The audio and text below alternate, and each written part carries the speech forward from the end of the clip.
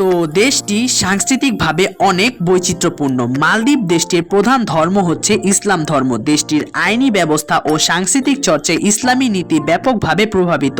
আর দ্বীপেই ভাষা হলো মালদ্বীপের মানুষের প্রধান রাষ্ট্রভাষা। এছাড়াও আরবি ও ইংরেজি ব্যাপকভাবে ব্যবহৃত হয়।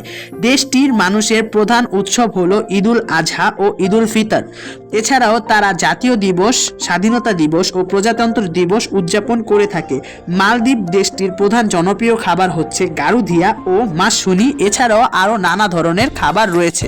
এবার দেশটির অর্থনৈতিক দিকগুলো আলোচনা করা যাক। দেশটির অর্থনীতির প্রধান খাতগুলো হচ্ছে পর্যটন খাত ও মৎস্য খাত। মাছ ধরা ও পর্যটনই হলো দেশটির আয়ের প্রধান উৎস। 2024 সালের হিসাব অনুযায়ী মালদ্বীপ দেশটির জিডিপি দাঁড়িয়েছে প্রায় 6 বিলিয়ন মার্কিন ডলারে, যা বাংলাদেশি টাকায় প্রায় 70,000 কোটি টাকা।